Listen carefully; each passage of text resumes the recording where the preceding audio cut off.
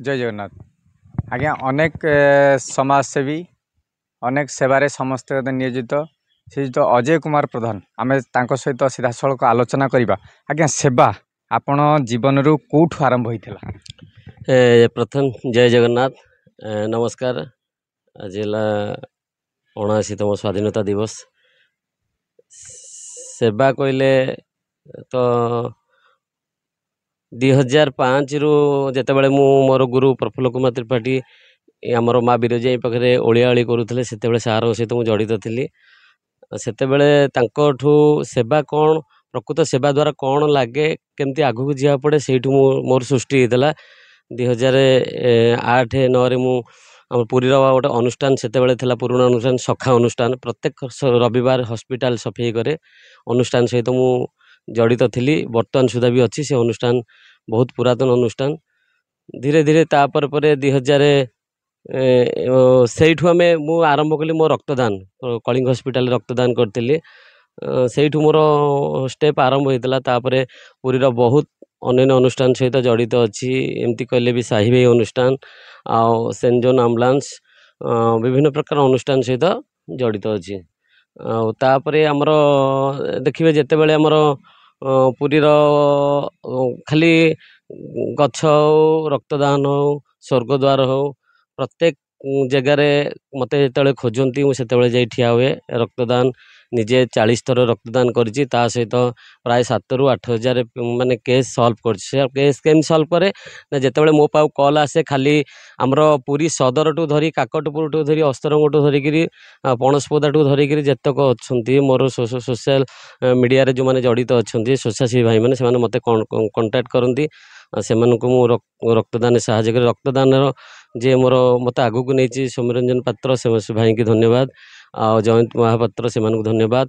गछ उपरे जी नहीं सी प्रफुल्ल त्रिपाठी आ बद्री मिश्र मधुसूदन मिश्र एम भी मोर कोटि कोटि प्रणाम से सहित मु सब बेले अच्छी ता सहित स्वर्गद्वार हेले ब्रज सार अजु भाईना जी साही भाई अनुष्ठान संपादक सभापति अच्छा प्रत्येक अनुष्ठान भाई मान सहित मु जड़ित अच्छी भल लगे सेवा द्वारा बहुत आग को जाइए। सेवा द्वारा ही मु राजनीति रे जिते पंचायत इलेक्शन आसीला से मत मो एरिया रे मत लोक मैंने चयन करते ठिया हाँपाई मना कलापर भी से मत बाध्य करते जो सेवा द्वारा मत मुझे प्रायतः 1800 भोट लीडिंग रे मु जीति थी जहाँ खुशी लगुच सी भी गोटे मध्यम सेवा बहुत अनेक अनेक काम करने भी मिले बहुत युवपीढ़ी मान सहित मुझे जड़ित अच्छी। आ गोटे कथा कहबा जो मेसेज रहिबो आज दिन में जो निशाग्रस्त होउचंदी युवक माने तांको मते समाज को सेवा करिया पई ई भली लाइन को आपण आनिया पई आपण मेसेज कोन रही? निश्चित भाव आमर मोर एटा मेसेज रहिबो आपण माने युवपीढ़ी मानक निशारू दूरे रुहतु कारण निशा द्वारा बहुत परिवार नष्ट हो जाउची। यही दीर्घ पहर दिन मु गोटे केस देखिली हरिकृष्णपुर छक उपर गोटे एक्सीडेंट है से गोलेई छकर से जो लुहा रड पूरा पशिक ताड़ी हो गला जे सेटा को तुरंत मु नहीं जाइए हॉस्पिटल पहुँचती देखला बेलू सी निशाग्रस्त अवस्था बहुत दुख लगुच। मेसेज दूची आपण मैंने निज परिवार खाली परिवार रक्षा करने समाजर भलपाई निशाठू दूरे रुहतु निज परिवार को देखु समाजर उन्नति पथरे टिके आगे जातु आम निश्चिंत भाव आम निशारू मुक्त हेले आम सबकि भी चेंज कर सेवा मनोवृत्ति किभली भाव आसला?